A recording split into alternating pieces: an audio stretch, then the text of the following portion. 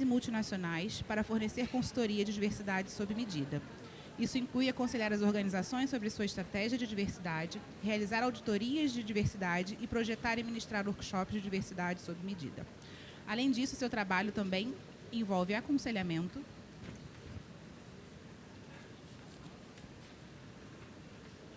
sobre intervenções de assédio e intimidação, orientação individual, design e realização de workshops de inteligência cultural e compreensão do viés subconsciente no local de trabalho. Professora universitária em 2 organizações brasileiras, o FRJ e PUC, conselheira da Associação Brasileira de Recursos Humanos, onde coordena o programa de diversidade racial e conselheira da ONG Junior Achievement. Juliana, seja bem-vinda ao palco. Gente, prazer. Obrigada, Fê. Temos um roteiro. Vou tentar me organizar aqui, gente. Eu estou achando. Vou abrir meu coração, posso? Porque eu sou dessas, né? Então, assim, bem, prazer enorme estar aqui.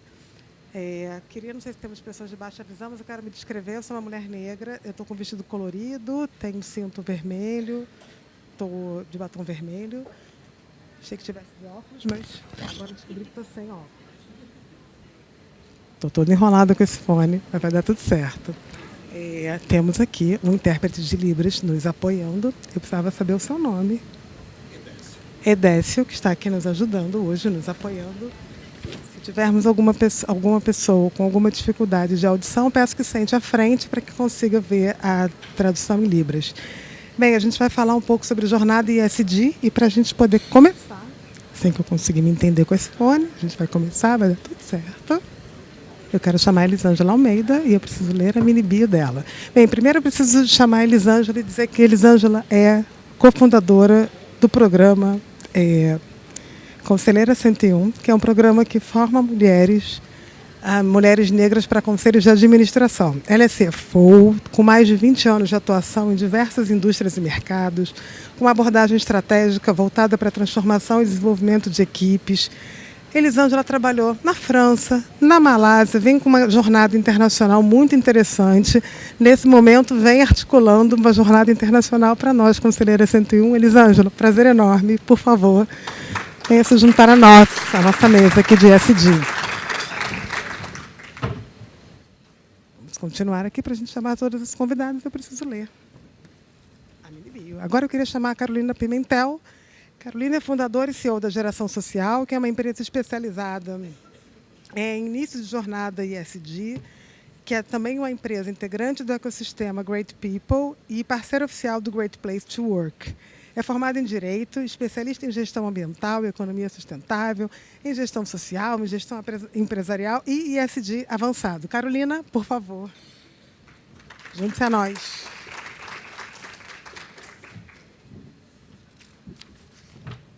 Mais 2 convidadas, Andréia Cruz, também conselheira 101. Andréia é CEO da Ser H1. Depois me fala como eu falo o nome da sua consultoria. Ser 1. Obrigada. É conselheira do Capitalismo Consciente. Vamos entender com isso. Dá volta, gente. Não é improvisação teatral, tá? É sério. Vou voltar. Andréia Cruz, maravilhosa, conselheira do Capitalismo Consciente, da We Woman Latin America, professora convidada Dadon Cabral, coautora do livro Mulheres de RH, palestrante, pesquisadora. Andréia, por favor, junte-se a nós.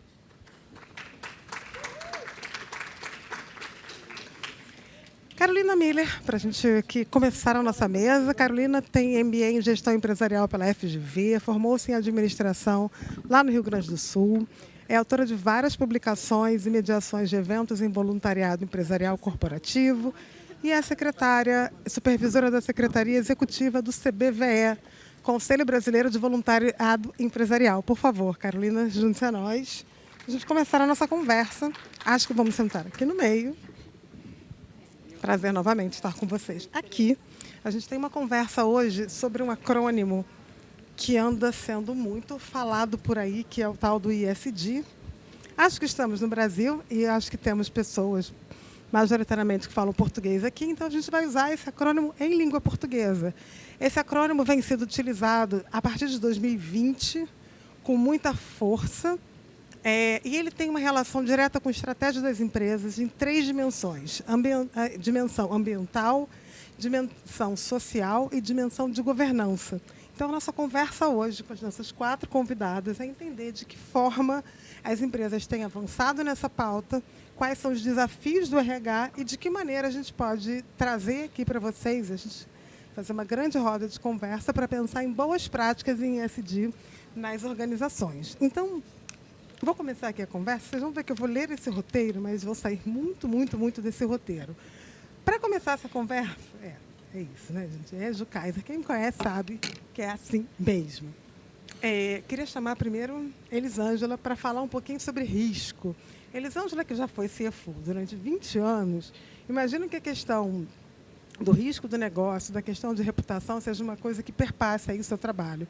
Como é que você percebe, dentro dessas 3 letrinhas, onde é que o risco para o negócio ele é fundamental dentro do ESG e de que maneira empresas podem olhar e medir os seus indicadores e entender, nessa relação com o mercado, de que forma elas podem se posicionar a ponto de reduzir esse potencial de risco, que significa perda de investimento e perda de recursos também. Bom, boa tarde a todos. Vamos direto ao assunto. E eu imagino que todo mundo está pensando assim, poxa, vai começar logo para o CFO, o pessoal que diz não tem orçamento. Parece que o CFO virou meio antagonista. Mas eu posso dizer que isso daí já está na nossa vida desde muito tempo, para quem começou com balanço social e outras coisas. E mesmo a origem do ESG, o ESG, tem muito a ver com finanças. Essa motivação, tudo vem do propósito, o propósito nasce das pessoas, e os propósitos das pessoas vão para os negócios, vão para quem financia os negócios. E aí, mesmo antes de 2020, né, que tornar, digamos, o hype, né, do ESG, ASG, em 2004 houve uma iniciativa, né, do Banco Mundial, junto com o Pacto Global da ONU, de fazer um documento que, olha, quais são os critérios, qual é um statement, né, o que a gente pode dizer para ter investimentos mais sustentáveis. Aí nasceu aquela cartinha com aquelas indicações, que seria, né? Porque muitas vezes o problema dessa sigla a gente não entender o que é, né? A gente até entende o conceito, mas na hora de identificar, isso é ou não é? E aí eu posso dizer uma coisa que não é. Olha, uma agenda ESG numa empresa não é atestado de santidade. Eu ouvi essa frase e amei. Porque a gente fica muito assim, minha empresa é ESG. Nossa, não é santa. A agenda ela tem vários pontos, mas não é atestado de santidade. E aí vamos no que a Ju trouxe, que é a questão dos riscos. Financeiro pensa muito em risco. E aí quando você pensa numa agenda ESG, numa perspectiva de risco numa empresa, vamos pensar nessa questão de investimento, digamos, de onde vem o dinheiro. O que a empresa pensa? Ela ou aumentar o lucro, ou reduzir custo, ou melhorar o compliance. Então, vamos olhar essa agenda ESG nessas 3 óticas. Se você pensar, se você entender o seu negócio, o propósito do seu negócio, às vezes você tem um propósito no negócio que ele já nasceu ESG. Ele já nasceu, ou seja, é um negócio que tem a ver com o meio ambiente, que você cria um impacto no meio ambiente, ou você já cria um impacto social que é da própria natureza.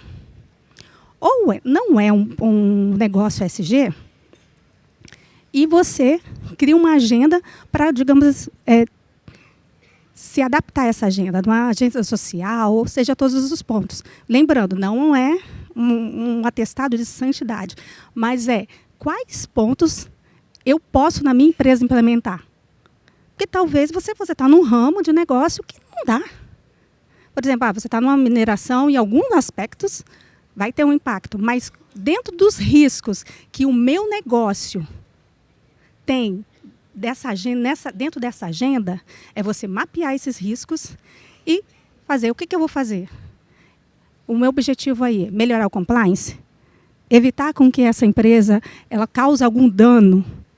Então, você busca, claro, o 100% de compliance, 100% você mira lá na empresa. Eu quero ser uma empresa 100% ESG.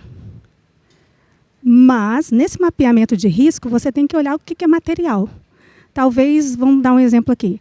Para uma empresa que gera resíduos, eu chegar e monitorar a quantidade de resíduos que eu produzo, é material. Para uma empresa de serviços, que está todo mundo lá, que não gera praticamente resíduo, vale a pena eu gastar essa energia nesse monitoramento? Então, tem muito a ver com materialidade. Então, quando você for vender para a alta gestão da sua empresa, você tem que entender o negócio. Então, não tem como você falar de ESG com a alta liderança da tua empresa se você não entender o negócio. E aí eu estou assim, muito envolvida com conselhos, né, e alta gestão. E, às vezes, assim, o que acontece é que quem entende muito ESG, né, não entende do negócio. E não é desconexo. Você não tem como falar de uma coisa separada da outra. É como também falar, não tem como falar de ESG desligado do propósito. E também, você não tem como falar de negócios ESG sem também você não ver esse impacto, essa materialidade dentro dos negócios. Talvez pareça um pouquinho complexo, mas se você conhece assim, a natureza, qual é o meu impacto, qual é o impacto desse negócio nessas 3 letrinhas, vai ficar muito mais fácil você implementar uma agenda ESG, tanto dessa perspectiva de risco. Monitorar o risco para poder aumentar o compliance, ou eu tenho uma agenda de risco que essa agenda ESG vai transformar realmente num produto ESG, ou talvez uma forma também de diminuir custo. Se eu ter todas as regras, atender todas as regras, tal, eu vou diminuir o custo como? Evitando o risco de acidentes, evitando o risco de problemas trabalhistas também, né? Digamos, pensando nessa perspectiva, ou também investindo em impacto dentro do ecossistema que eu tenho, dos meus stakeholders. Isso também é uma forma de investimento. Então, é muito mais complexo do que a gente fala. Tem várias esferas, tá? Vários prismas para analisar essa questão, mas dentro de uma questão de investimento, é isso. Obrigada, Elisângela. As palmas aqui. Gente, pensar risco é um super desafio. Eu fico imaginando quem trabalhava com risco durante a pandemia, como é que efetivamente... Primeiro que eu acho que ninguém imaginava que ia acontecer a pandemia, e como é que você muda todos os seus indicadores do dia para a noite, de repente, para trabalhar, olhando essa questão material, enfim, da pandemia, efetivamente intervindo aí nos negócios. Obrigada, Eli. Queria agora trazer a Carolina Pimentel um pouco para trazer um contorno, né, enfim, do que é o ESG efetivamente e quais são os primeiros passos que uma empresa deve adotar caso ela queira entrar nessa agenda, que é uma agenda global. Isso é importante que a gente diga. E, ao mesmo tempo, se a gente tem que ter um olhar entusiasmado ou não para essa agenda em 2023, 2024.